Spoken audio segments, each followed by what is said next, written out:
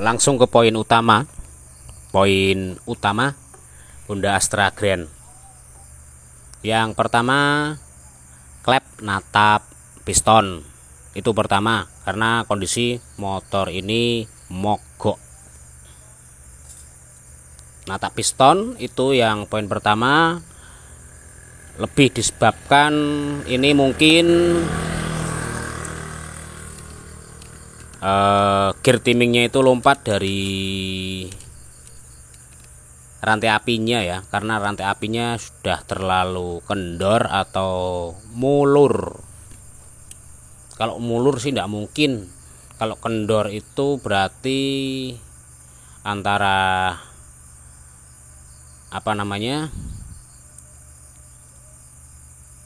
bantalan rollernya ya, yang di sebelah sini, ini sebelah, kemudian sama di sebelah magnet mungkin sudah aus. Nanti saya cek untuk lebih detailnya.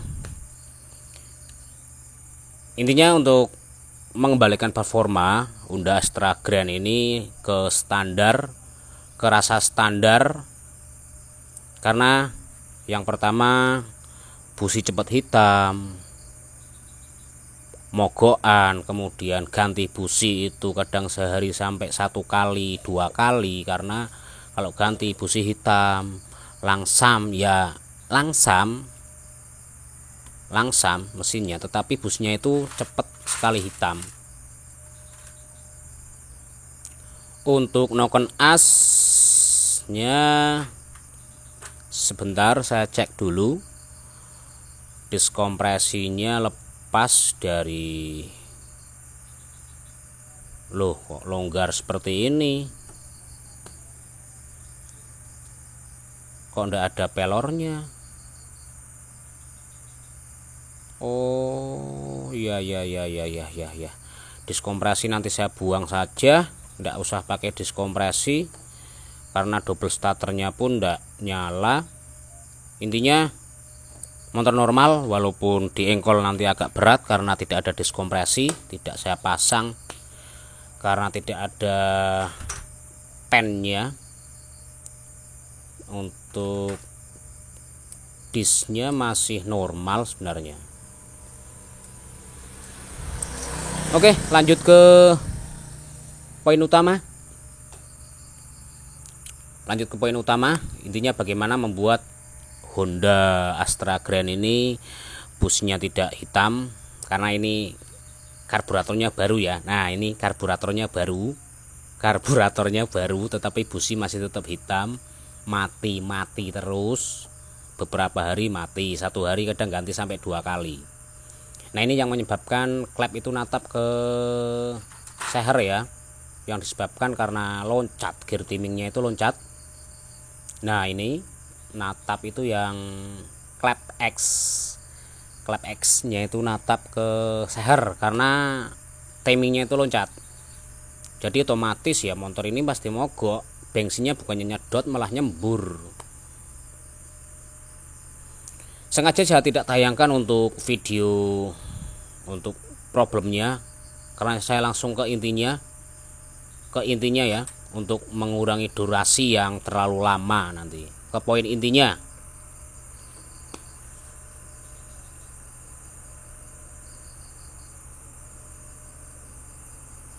Intinya nanti saya cek di bagian klepnya, klep in dan X, serta bos klep, seating klepnya saya cek semua. Ini untuk klep in, ini macet. Nah, macet karena bagian ujungnya sudah jeber. Nah, ini yang dibilang bapaknya mesin kasar. Ini walaupun ini jeber ya bagian atasnya. Ini walaupun di setel halus beberapa hari, nanti kasar lagi karena jeber. Ini lebih ke kualitas klepnya yang tidak original, KW tapi kualitasnya yang kurang bagus, bisa jadi.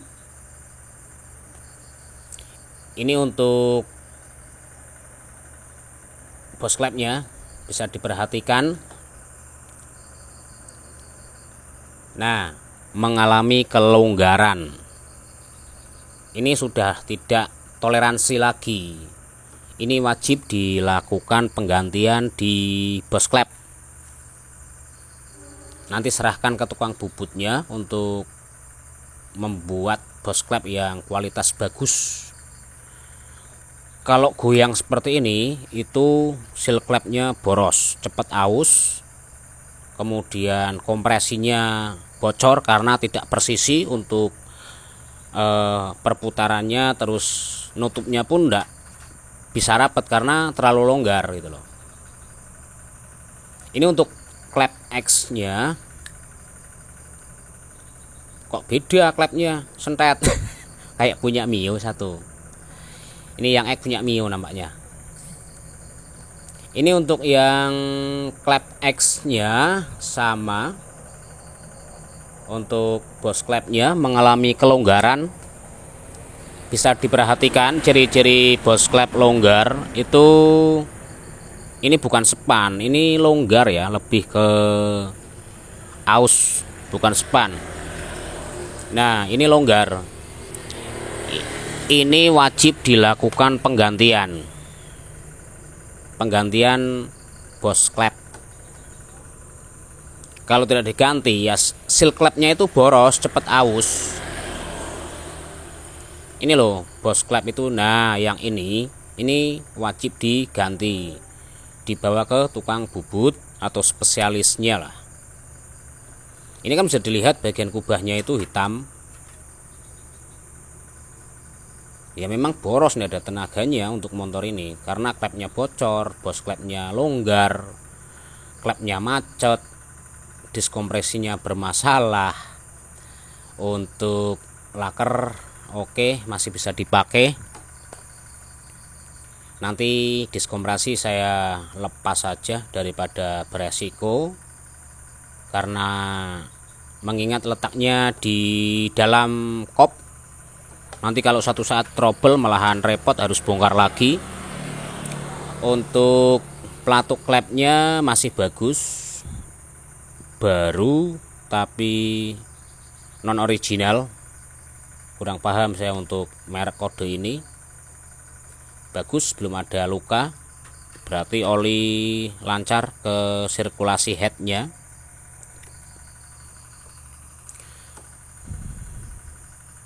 Nah, masih bagus, sip. Intinya fokus di batang klep, kemudian bos klep, seating klep, kemudian sekur ulang, ganti seal klep, beres. Karena informasi dari bapaknya, seher baru, buring baru, kurang lebih 5 bulanan yang lalu lah. Karena ini motor sawah, tapi selalu bermasalah di busi, cepat mati.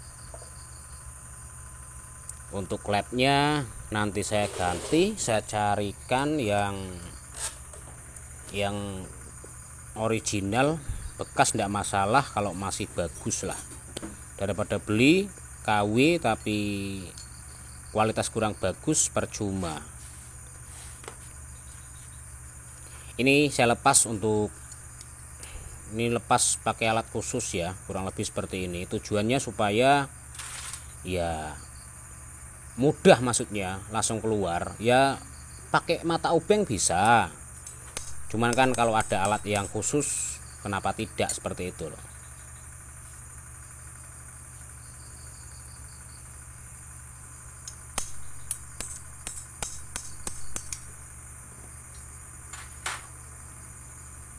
Kena si klep jebernya, kena. Nah ini loh, ini di bagian ujungnya itu jeber seperti ini. Jadi kalau klep di setel halus, nanti beberapa hari kemudian kasar lagi, jeber lagi pasti, sampai mendem, jeblos, ya kasar terus. Ntar saya fokuskan dulu. Duh, tanganku hitam banget. Nah ini ya, jeber di bagian atas. Ini klep non original. Ini walaupun di amplas, nanti pasang lagi pasti jeber lagi, karena sudah tidak kuat untuk menahan beban pelatuknya itu. Jadi jangan ambil resiko, mending ganti saja. Hitam ya, tanganku hitam, mohon maaf ya, namanya mekanik hitam. Ini wajib ganti, kalau di amplas bisa halus, tapi nanti kalau di setel jeber lagi, bagian ujungnya jeber lagi pasti itu. Jadi jangan ambil resiko untuk komponen spare part di dalam mesin ya, yang sifatnya itu tidak bisa sementara. Karena mengingat kalau ganti itu harus bongkar lagi seperti ini. Nah, ini saya carikan klep yang masih bagus.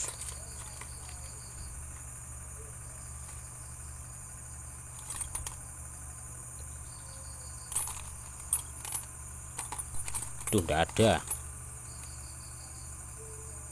Biasanya tukang bos klep atau tukang bos klep masang bos klep itu tidak mau kalau tidak dibawakan klepnya. Biasanya kan untuk menyesuaikan gitu loh, jadi harus bawa klepnya ketika nanti penggantian bos klep untuk menyesuaikan ukurannya. Nah, ini kan yang tidak jeber itu masuk langsung masuk, tapi keras, aduh, nah, masuk. Nah, yang tidak jeber kan seperti ini, tidak ada hambatan atau tidak lock, macet gitu.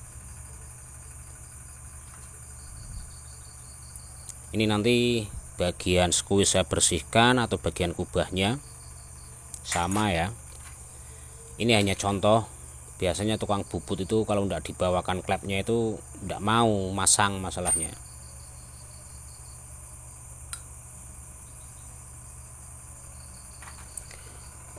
Oke, cuman ini nanti saya bersihkan, saya ganti untuk bagian klep innya.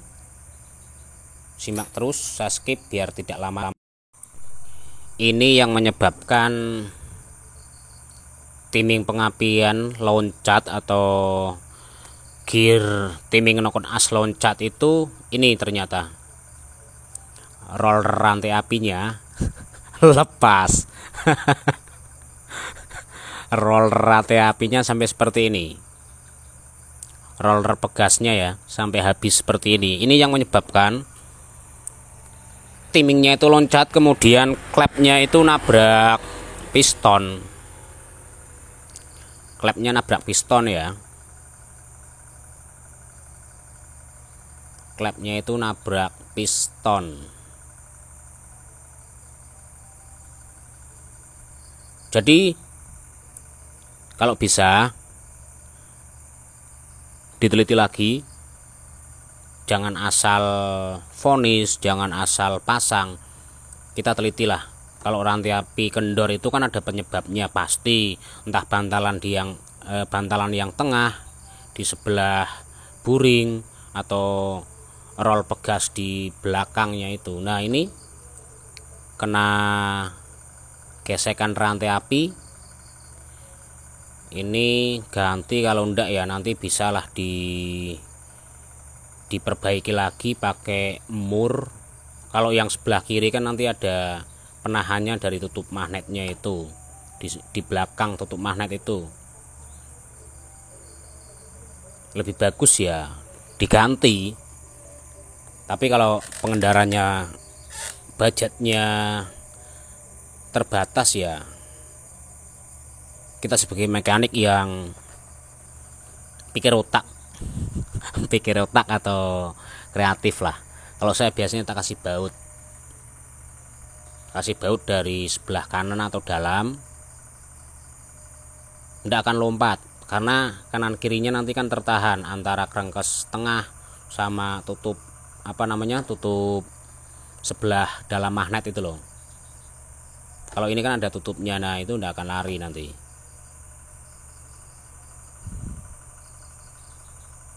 Ya sebenarnya lebih bagus belikan, harganya kan tidak seberapa. Nah, nanti kurang lebih kan seperti ini, kurang lebih itu kasih baut dari dalam kurang lebih seperti ini. Nah bagian sini nanti digerindel lagi karena ini kan ada tutup. Kalau tutup kan otomatis yang roller begasnya ini tidak akan keluar atau lepas gitu loh. Nah bagian sini kan ada tutupnya ini. Nah ini untuk bautnya nanti digerindel lagi, dihaluskan. Ini kan ada tutupnya, otomatis tidak akan lepas gitu. Ini hanya contohnya saja ya. Ya semoga bermanfaat. Tetap tangani sepeda motor apapun kondisinya, apapun bentuknya, jangan pernah pandang sebelah mata lah. Tetap hargai, tetap kerjakan dengan teliti, terus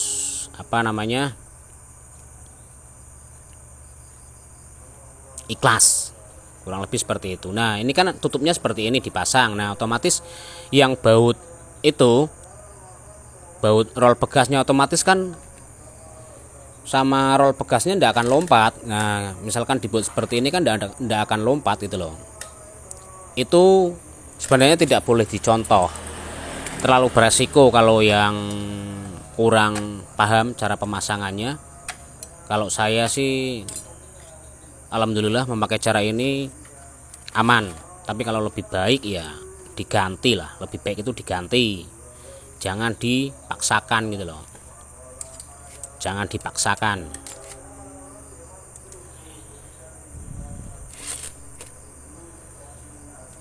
Ini permasalahannya sudah jelas. Penyebab timing rantai api lompat itu berarti dari roll begasnya. Ini saya coba nyalakan dulu untuk mendengarkan bunyi mesinnya, karena tadi datang itu posisi motor mati, mogok. Ketika saya mendengar suaranya kan jelas. Apakah di sekernya itu bermasalah, apakah sehernya itu mengalami masalah atau apa, intinya saya dengarkan dulu. Karena posisinya ini tadi datang ke tempat saya itu posisi mesin tidak nyala, jadi harus saya dengarkan dulu suaranya itu seperti apa. Jadi kan jelas, nanti tiba-tiba langsung rakit, langsung ganti misalkan bagian kop, ternyata stang sekernya bermasalah, nanti konsumen malah komplain. Intinya kan dengarkan dulu suaranya seperti apa, apakah di mesin tengah itu ada suara yang seperti stang seker atau lakar bandul. Nanti ketika konsumen hanya mengganti di bagian depan kop atau bagian klepnya, kan jelas kita untuk menjelaskan gitu loh. Ini hanya untuk mendengarkan suaranya saja, nanti saya bongkar lagi. Jadi bisa dipertanggungjawabkan ketika konsumen itu, Mas lah kok motorku kasar gini. Nah kita kan bisa jelaskan, Pak saya hanya memperbaiki bagian depan, ini yang kasar tengah ini misalkan seker atau lakar bandul. Nah gitu kan kita bisa menjelaskan. Kalau misalkan ini mesinnya suaranya kasar di bagian stang seker atau lakar bandul, misalkan konsumen mau untuk mengganti ya bagus, enggak kan enggak masalah. Jadi kita enggak disalahkan nantinya ketika kita selesai gitu loh. Jadi kalau saya itu alurnya seperti itu, walaupun motor mogok enggak serta merta harus saya perbaiki. Intinya saya dengarkan dulu suaranya itu seperti apa, baru saya tangani. Itu SOP untuk diri saya sendiri, standarnya seperti itu. Intinya mendengarkan dulu suara mesinnya seperti apa gitu loh. Terima kasih.